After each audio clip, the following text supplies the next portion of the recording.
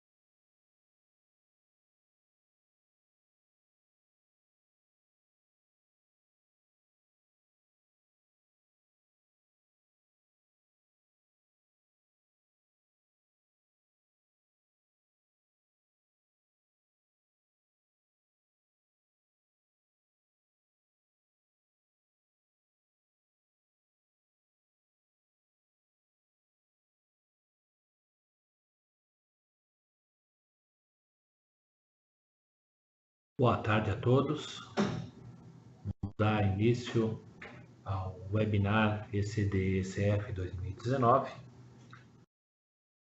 Nós da Walar IT agradecemos a presença de todos nesse webinar. A Walar é uma empresa parceira Oracle Platinum e está há mais de 25 anos no mercado. E neste ano nós temos comemorado o 10º ano de relacionamento como parceiro Thomson Reuters. E além do mais, também executamos aí as vendas, né, e por que não dizer a comercialização de produtos da linha Dynamics Microsoft. Como já está descrita as instruções, eu peço que somente sejam encaminhadas as dúvidas ao nosso link comercial mastersaf@walar.com.br e que elas serão prontamente sanadas e atendidas assim que possível após esse término desse webinar. Ok? Bom, ao tema em si, falando de ECD e ECF, questão de 2019, todos os anos a Receita Federal ela melhora e qualifica as questões de validadores e layout para todas as obrigações, não somente ECD e ECF. No caso da ECD, vindo aí para 10 anos, né, para mais de 10 anos, vamos falar assim, de entrega da obrigação, todos os anos, paulatinamente, nós vamos tendo melhorias e ajustes nessas informações. E não tão distante assim, a ECF também vem caminhando a passos largos, seja na melhoria das regras de validação, nas regras de negócio, ou também, tanto ECD e ECF, no acompanhamento de todos os aparatos legais divulgados, tanto pela Receita Federal, mas vamos falar assim, todos eles aportados pelo Conselho Federal de Contabilidade, o CFC. Falando da questão ECD 2019, nós tivemos aí, ao final do ano de 2018, a publicação da IN 1856/2018 e o decreto 9555 de 6 de novembro de 2018. Esses dois aí dando aporte às suas alterações e novos registros para ampararmos aí a questão ECD. Se a gente observar a questão ECD, ela praticamente é obrigatória para todas as empresas, pessoas jurídicas, algumas raras exceções, tá? A gente tem o lucro real para todas as empresas, o lucro presumido, né, até para quem independente se optou ou não pelo livro caixa, a parte de imune e isentas, desde que esse valor seja igual ou maior que 1.200.000, e as demais empresas que não estão elencadas nos itens acima, têm entrega facultativa, mas não há nenhuma multa pelo atraso na entrega, tá? Então a gente tem esse range de obrigatoriedade, tá? E lembrando aí que se a empresa no ano de 2018 ela teve lucro em 2018 e que não tenha lucro em 2018, tá? E ela não teve essa questão de distribuir esse lucro, tá? Ela pode fazer, ela tem que fazer a questão de entregar a ECD, né? Ela deve apresentar a ECD nesse período. Outro ponto importante é que a entrega continua sendo facultativa para as demais empresas, ok? E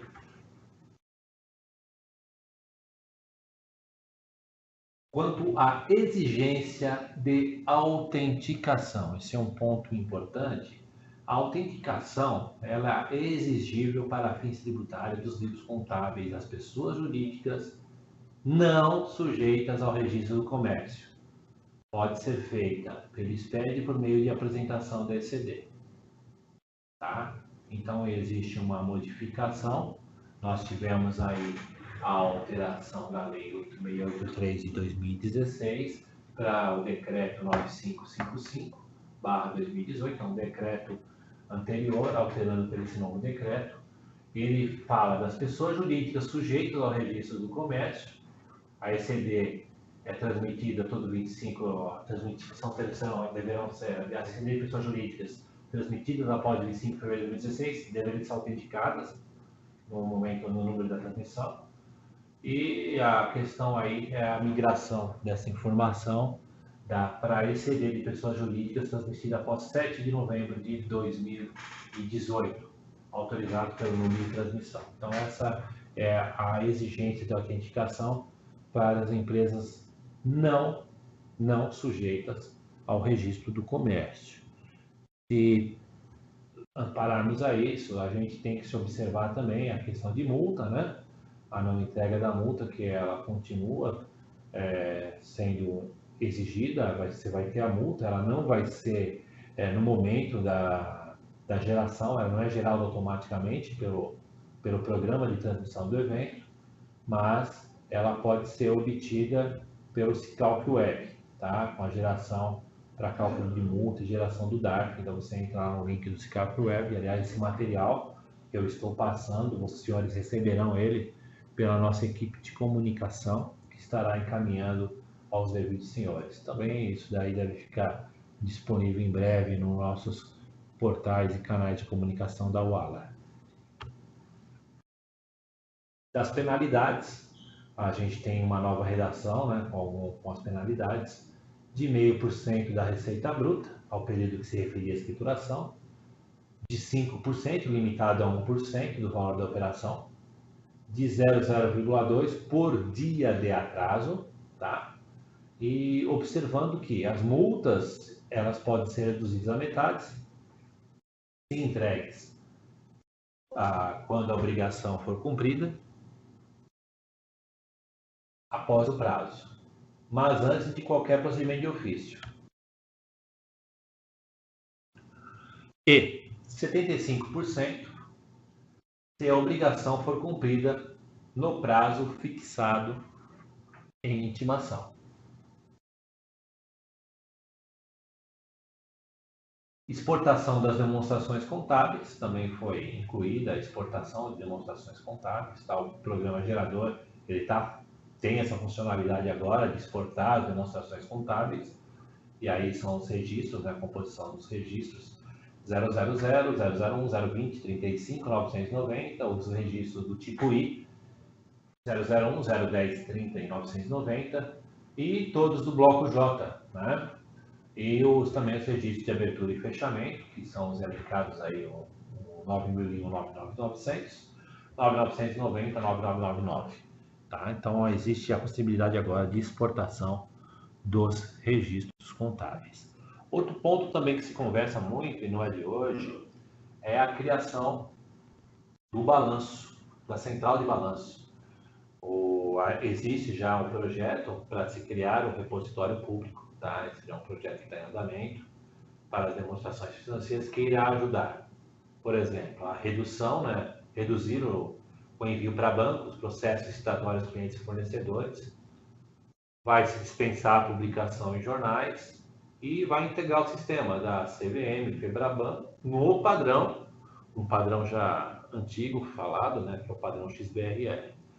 Observando que esse aproveitamento dessas demonstrações, elas vão ser oriundas aí da ECD e vai evitar, assim, a redundância e a divergência dos dados. Então, eu vou ter uma única central de informação, que é uma central aí que vai amparar todas as nossas demonstrações financeiras, e isso vai ajudar muito a desburocratizar essas informações. Então, a gente tem aí as empresas equiparadas por qualquer porte que queiram publicar ou devam publicar por exigência das demonstrações contábeis, vai ter um repositório único, como falei, e a parte interessada, que é o público em geral, poder acessar essas informações no repositório.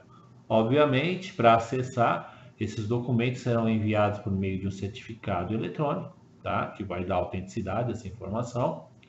As escriturações de documentos devem ser provenientes da ECD e geradas na própria empresa, por meios ou ferramentas no portal da Central de Balanço, que vai executar algumas ferramentas para poder fazer essa exportação dessa informação. E origem dos documentos aí que vai ser postado pela pessoa jurídica, ou extraído da ECD, ou extraído da ECD versão atual.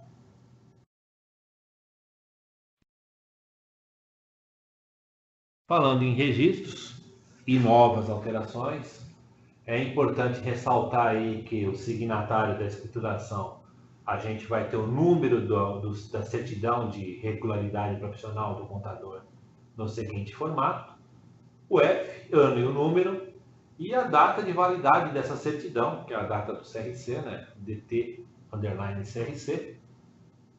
de regularidade do profissional contador. Quando essa ECD tiver necessidade de uma substituição, tá?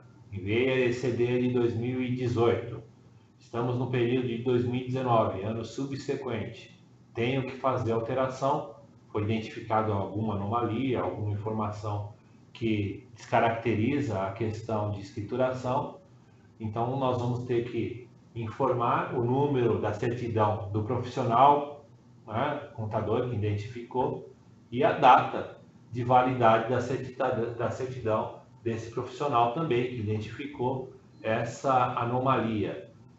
Observar também que existe aí os códigos 910 do contador e 920, quando for o caso, do auditor independente. Mas por que a gente fala 920 do auditor independente?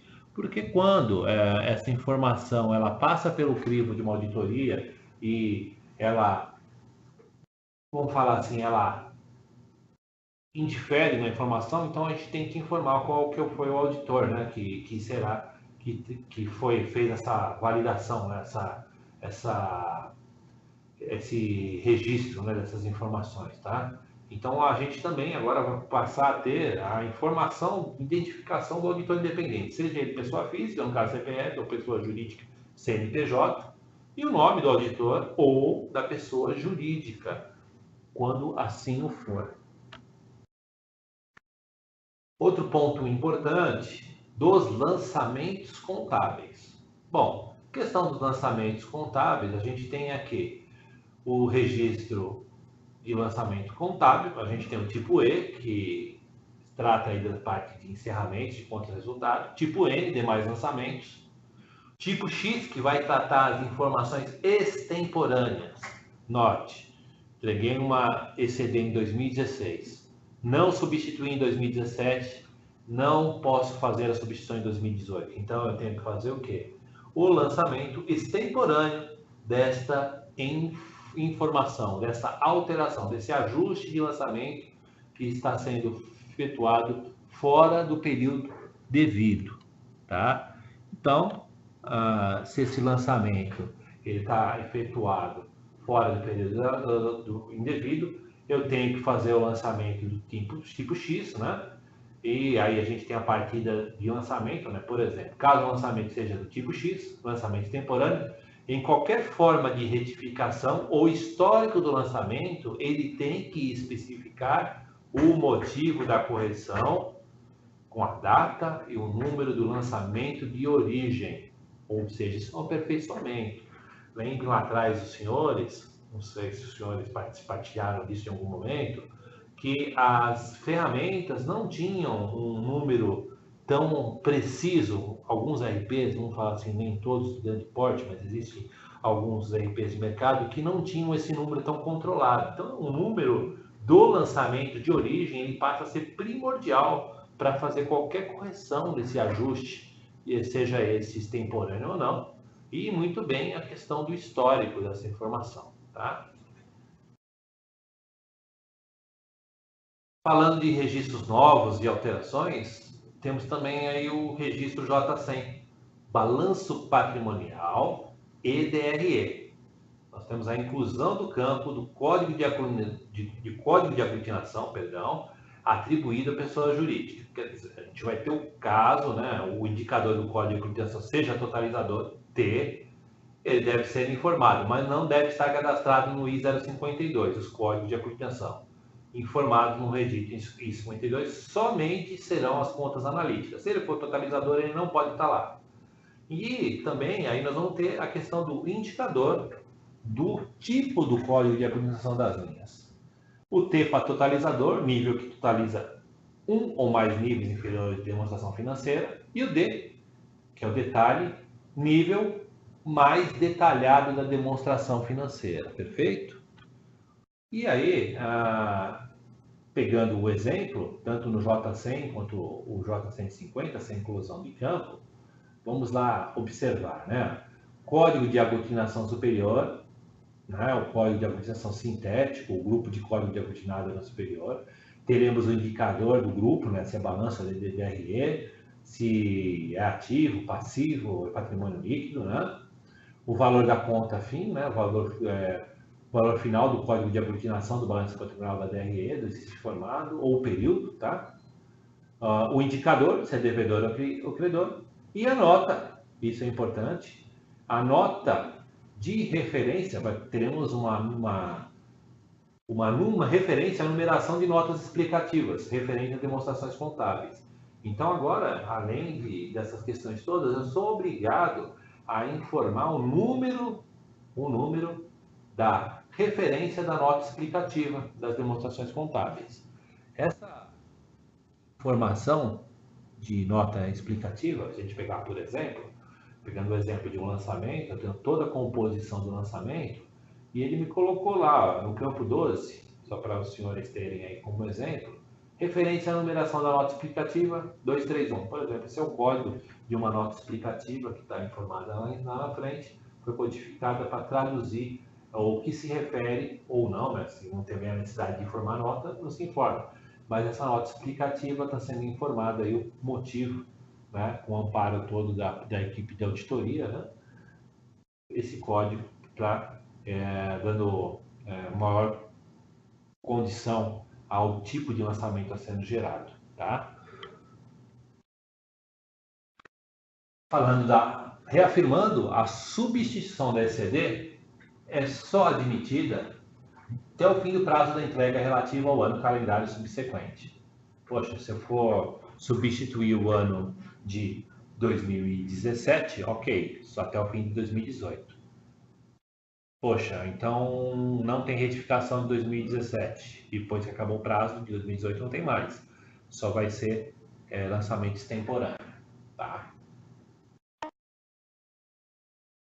Substituição do ECD é um exemplo. Fechamento de 2018, erro na escrituração do ano de 2016. Puxa, já não consigo fazer, porque eu deveria ter feito em ano de 2017. Eu faço uma análise, lançamento do tipo X, e ajusto no ECD de 2018. Ok.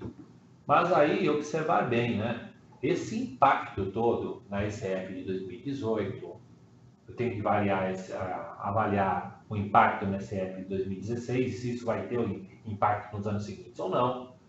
E na própria apuração do IR, da contribuição social para a DCTF. Caso ocorra, eu sou obrigado a fazer retificação de todas as informações que fazem jus a esse lançamento extemporâneo, tá? Então, como a gente já viu lá atrás, no J801, eu tenho que fazer o termo de verificação para fins da substituição, tá? Eu tenho lá o código de motivo da substituição, o código de aglutinação, né, atribuído pela pessoa jurídica, e o devido código do motivo. E eu tenho que elencar o motivo. Poxa, foi mudança no saldo de contas, né, por meio de lançamento extemporâneo, por isso que eu estou fazendo alteração. É alteração de assinatura, é alteração de demonstração, é alteração de forma de escrituração contábil, alteração do número do livro, e por aí vai, né? Outros, né?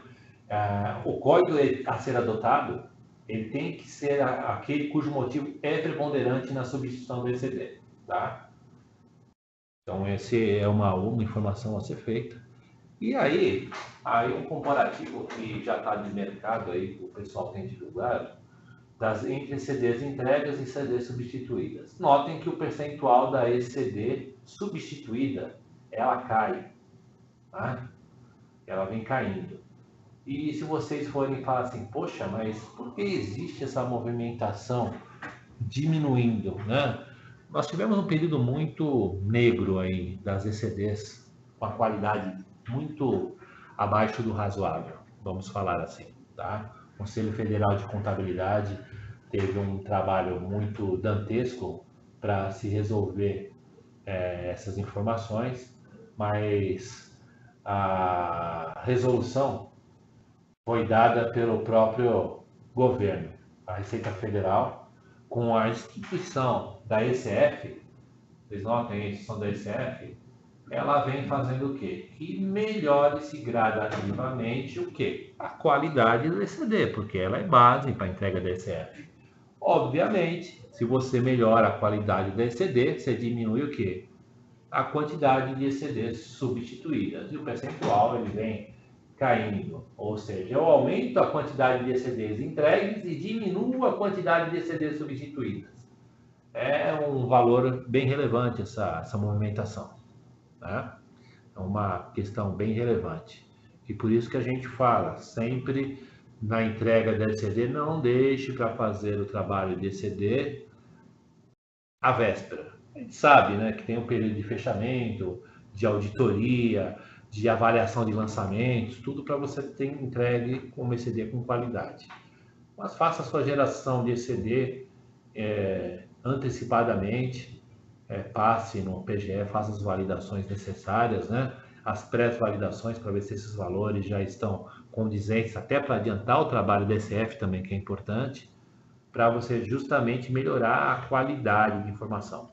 Lembre que esses webinários que acontecem todos os anos, aí que a gente vem falando de ECD-ECF, ele justamente acontece porque o fisco ele melhora a qualidade de averiguação da informação e melhora também a questão de estrutura dos seus layouts, tá? Seja ele por motivo técnico, de fazer um filtro melhor da informação, ou de motivo razoável de mudança legal, né? Então, teve uma mudança legal, os CPCs da vida, vamos falar assim, né? Então, existe a necessidade de, por exemplo, né, de se fazer um ajuste, um registro novo, um evento novo, tá ok? Registros novos de alterações, demonstração de lucros, prejuízos acumulados, inclusão do campo. Nós tivemos aí o valor da conta fim, saldo final do código de aquiminação, indicador de situação do saldo final informado no campo anterior, se é devedor ou credor, e importante, a nota explicativa referência. Referência à numeração das notas explicativas relativas às demonstrações contábeis. Sou obrigado a informar essa nota explicativa quando ocorrer, tá? E se a gente pegar, observar a informação como um todo, né?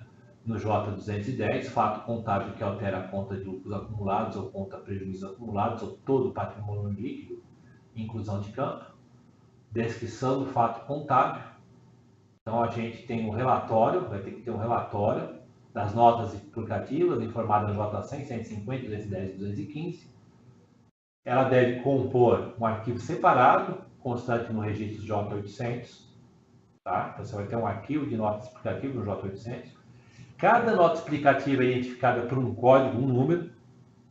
Tá? A identificação da nota explicativa poderá constar em qualquer linha das demonstrações. Porque se você tiver necessidade de ter uma nota explicativa para um determinado lançamento, assim terá que ter o código e ser informado no J800. Tá? O que acontecia? Você informava nas notas explicativas e não tinha referência a nada de nada. Então, o fisco ele já qualificou essa informação, vamos falar assim, né?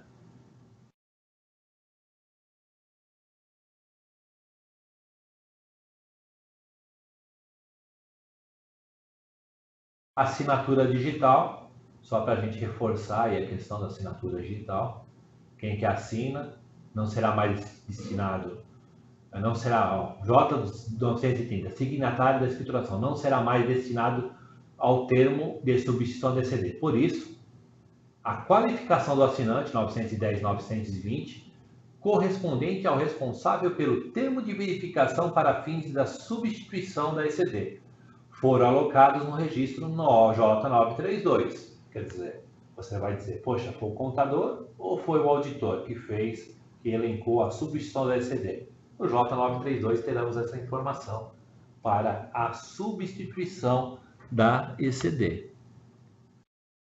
Lembrando também, só para reforçar, a exportação também das demonstrações contábeis que a gente falou lá atrás, tá? São informações importantes. Temos aí uma versão, também a última versão, pelo menos até agora que eu vi, né? A versão aí do dia 8 de março, 6.03, do programa da ECD. Observe que quando da entrega, né?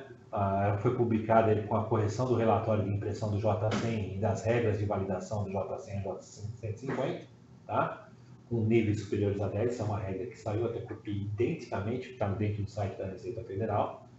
Mas observe que quando da entrega, né, dessas informações, vão entregando o ECD e, como os senhores sabem, pelo volume, pelo diversos tipos de segmentação, pode ocorrer uma modificação da versão. Por enquanto, pelas empresas que a gente acompanhou, que já vem fazendo algumas validações de algumas empresas aí que elas têm, tá? Pouca coisa, né, ainda, mas a gente acredita que agora, até para frente, a gente terá um volume maior, então pode ocorrer o quê? Algum critério aí que tenha necessidade de atualizar essas versões. Então, a gente sempre tem que estar de olho, tá? Seja uma melhoria, tá? Ou uma qualificação até do próprio validador. Quando eu falo qualificação, é por estar dando divergência ou advertência em algum dado que não deveria dar, por exemplo, tá? ECF de 2019, como eu falei para os senhores, a ECF de 2019, ela acompanha as rotinas, geralmente, que você tem aí da questão de ECD, tá? Então, se tem provavelmente existe alguma movimentação dentro da ECD, que tenha reflexo no ECF, vai ter no ECF também. Outras regras são regras de melhoria, de própria qualificação da informação, tá? Então, a gente tem aí, poxa vida, você falou de créditos, tem lançamentos temporâneos no ECD e reflexo no ECF? Sim. A gente, a partir do layout 7 da ECD, do ano calendário de 2018, e situações especiais de 2019, foi criado o registro I200. Lembra que nós falamos do I200 lá atrás e os lançamentos tipo TIS, que abrangem, né, entre outros, os lançamentos previstos do item 31 a 36, que é a prestação técnica geral, tá? Então, de acordo com o artigo 6º da IN 1422 de 2013, no caso de lançamentos temporâneos, o ECD, notem muito bem, lançamentos temporâneos em ECD, que alterem a base de cálculo do IR ou da contribuição social do lucro líquido da ECF do ano calendário anterior, deverá ser efetuado o ajuste por meio de apresentação da ECF retificadora respectiva ao referido calendário, mediante adições ou exclusões do lucro líquido. Para isso foram criadas, observe, criaram as linhas nos registros, né, M300 e M350. Então, devemos estar atentos com essas movimentações, tá? Observando que a pessoa jurídica que entregar o ECF retificadora, que altere valores de apuração de IR, contribuição social sobre lucro líquido, deve estar atentas, né? Que tenham sido informados na DCTF, deve apresentar a DCTF retificadora, elaborada com as observações devidas às normas específicas. Ou seja, o que eu quero dizer é que é uma cadeia. Se o trem saiu do trilho lá atrás, você vai colocar ele no trilho e vai saber o que ocasionou esse descarregamento, tá? Se foi o reflexo na ICF e por aí vai. Outro ponto importante, nós tivemos divergências no saldo na questão do K915 e K935. Essas informações, elas tratam, por exemplo, no K915, ele trata a justificativa para a divergência de saldos contábeis de contas patrimoniais recuperados na ECD. Qual que é a orientação para isso? Quando você você justifica erros ocorridos na conta patrimonial. Com essa justificativa apresentada, o erro se torna um aviso permitindo a entrega da ECF. Quando o erro for de conta de resultado, na K 935, mesma coisa. Com a justificativa, o erro se torna um aviso permitindo a ECF. Tá? Então, eles são uma tratativa das divergências de saldo. Tá? Os novos registros e campos, a X357, e o recado é esse. Esse registro ele deve ser preenchido, tá? Somente informando as investidoras diretas de participações, que são informadas lá atrás no registro X340, quando o campo indicador, lá do X340, for diferente de 5 filial ou sucursal. Tá? Então, quando só houver o declarante como investidora direta, ou registro não deve ser preenchido. Quer dizer, quando só houver o declarante como investidora direta, o registro não deve ser preenchido, tá? Então, esse é o recadinho aí. Nós tivemos a questão da L100 também, que agora traz colunas de débito e crédito. Na versão anterior só trazia os saldos. E isso que implica para nós? Temos atualizações de tabela dinâmica. Então, a tabela dinâmica anterior ela deve ser observada e atualizada. O registro Y800, outras informações, observando aí que as empresas que fazem adoção, lembra que eu comentei com vocês que é a questão das CPCs, as empresas que adotaram a CPC 47, receita de contrato de cliente, onde a receita contábil é diferente da fiscal. O registro Y800 tem como objetivo destacar os demonstrativos para a gestão de controle, assim como o equivalente J800 na ECD, para adicionar anexos ao SPED. Então, segundo o item 15, né, caso a pessoa jurídica não aponte de maneira analítica por subconta e tipo de ajuste, o ajuste da receita bruta deve apresentar o demonstrativo auxiliar no ECF. Quer dizer, se não existir de maneira analítica por subconta, né, se ela não aponta de maneira por subconta, ela tem que informar esse ajuste demonstrativo do auxiliar ECF, que é obrigatório informar. Ok? E no caso aí da geração, vamos ter aí o registro, quando for gerado o sistema, nós vamos ter as divergências aí geradas no registro Y910, que devem ser observados assim que fechada a informação. Tá? Bom, gente, deu um breve relato aí, desculpe até pela dinâmica, né? Por isso que é um webinar, não é um treinamento, não é um curso, mas são itens, pontos importantes de mudança que foram identificados aí na questão ECD e ECF 2019. A gente sabe que na tratativa de geração desses dados, dessas informações, vão ocorrer dúvidas, né, de informações.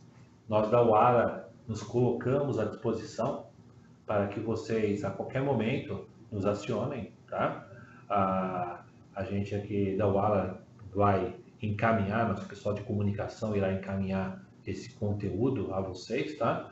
E fiquem à vontade, a qualquer momento, para maiores orientações, esclarecimentos, tá? Estejam à vontade aí, nós da UALA nos colocamos à disposição. Lembrando, aquele canal de comunicação do e-mail, no começo citado, né? Ok? Para podermos receber as suas eventuais dúvidas, né? Por exemplo, vocês encaminhem lá para o e-mail comercial.mastersaf@waller.com.br. Lá a gente pode fazer um canal de comunicação e poder replicar as dúvidas a todos vocês que participaram. Em qualquer dúvida também que vocês não tenham alguma falha de comunicação, estamos também à disposição de vocês. No demais, a gente agradece muito a atenção de vocês e nos colocamos à disposição. Muito obrigado, boa tarde.